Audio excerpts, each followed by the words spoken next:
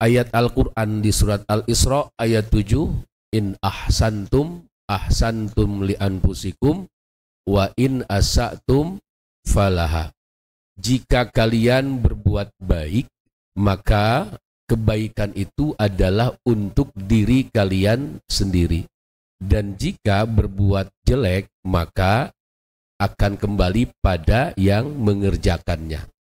Ini tambahan dalil qat'inya dari hikmah Ibnu Athaillah, bahwa segala upaya yang kita kerjakan itu akan kembali pada diri kita, bukan kembali pada orang lain, tidak kembali pada siapapun. Oleh karena itu, kesempatan bagi kita untuk mengumpulkan seluruh tenaga dalam hal mengerjakan perbuatan-perbuatan kebaikan. Biasanya ketika orang mengerjakan kebaikan, meskipun dalilnya bahwa kebaikan itu akan kembali pada diri sendiri, maka ada energi, ada cipratan kebaikan yang diterima oleh orang lain.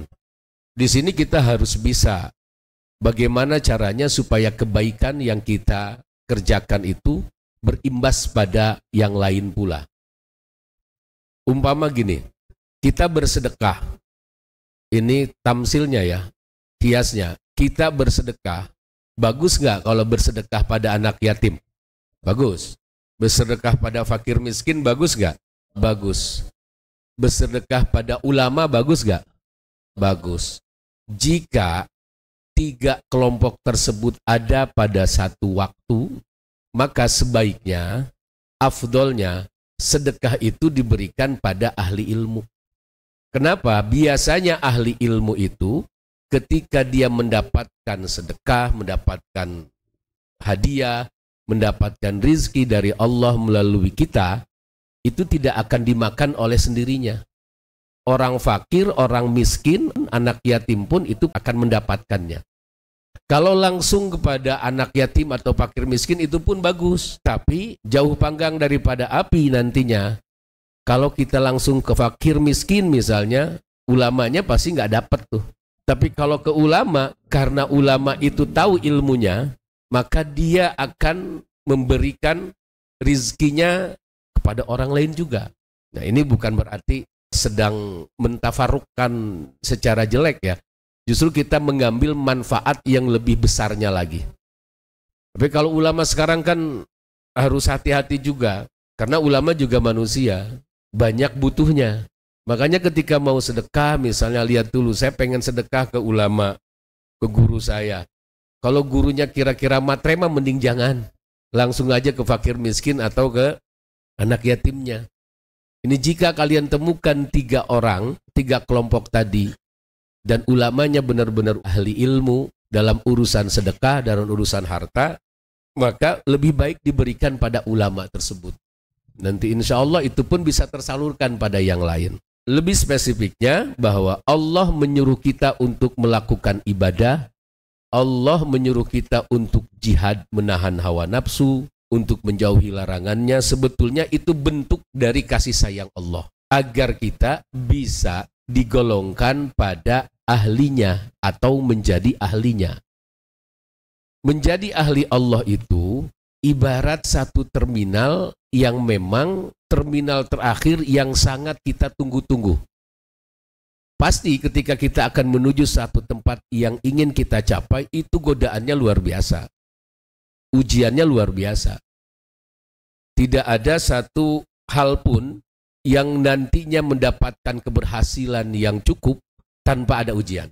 Itu pasti ada ujian. Kemarin dijelaskan oleh Ibnu Athaillah bahwa jika kita harus memilih antara maksiat dan melakukan kebaikan, mana yang harus kita pilih? Ibnu Athaillah tidak memerintahkan pilihlah kebaikan, tidak, tapi kiasnya dulu, ilatnya dulu yang beliau berikan.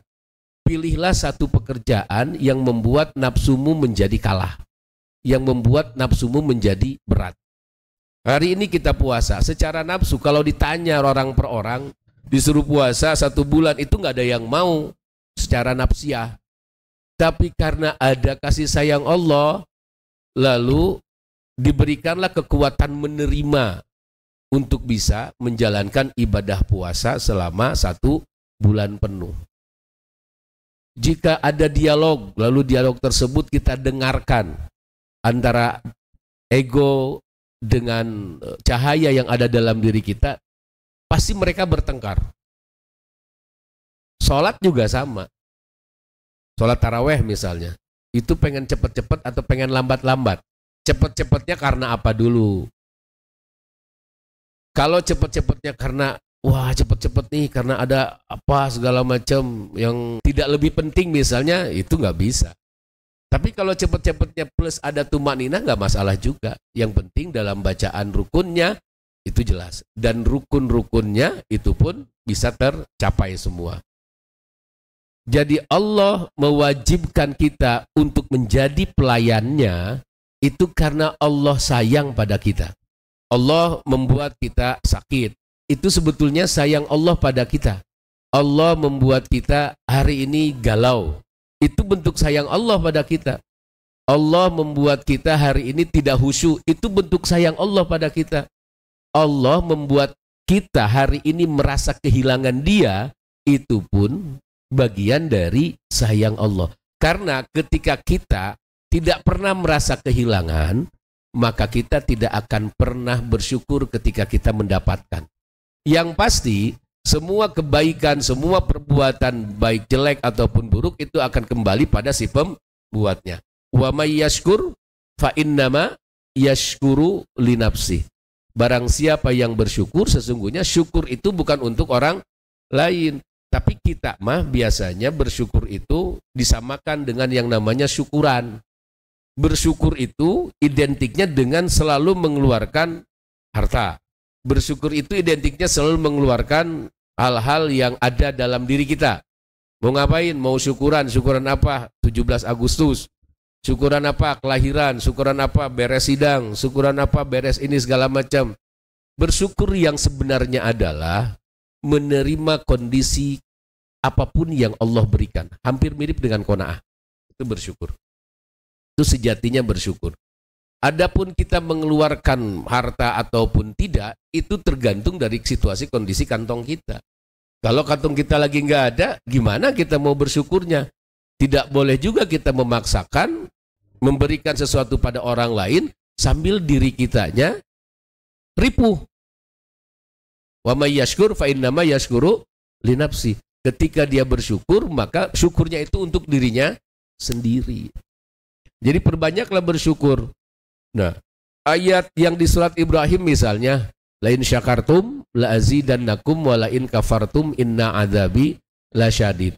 Ada efek ketika bersyukur seperti apa, tidak bersyukur seperti apa. Sebetulnya bagi orang yang beriman, yang betul memahami tentang nikmat, itu bersyukur bukan karena ada efek itu. Bersyukur karena kita pantas mensyukuri rizki yang Allah turunkan. Urusan Allah nanti menambah ataupun tidak, itu bukan urusan kita. Nih catatannya di situ ya. Mulailah belajar bersyukur karena kita pantas untuk mensyukuri nikmat yang Allah turunkan. Bahkan di dalam hadis riwayat Muslim, ya ibadi lau anna awwalakum wa akhirakum wa insakum wa jinnakum kanu ala atqa qalbi rajulin wahidin minkum ma zada dzalika fi mulki syai'a. Wahai hambaku, jika ada jin dan manusia yang awal dan akhir mereka bertakwa, kolbunya bersandar pada Allah semuanya, itu tidak akan menambah kemuliaan Allah, tidak akan menambah kerajaan Allah. Dan sebaliknya, lau anna awalakum wa akhirakum wa insakum wa jinnakum kanu ala afjari qalbi rajulin wahidin ma naqasa dzalika min mulki syai'a.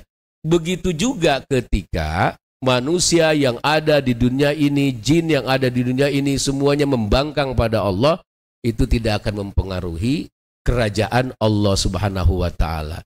Jadi intinya, bersyukurlah, beribadahlah, karena itu merupakan bukti sayang Allah pada kita.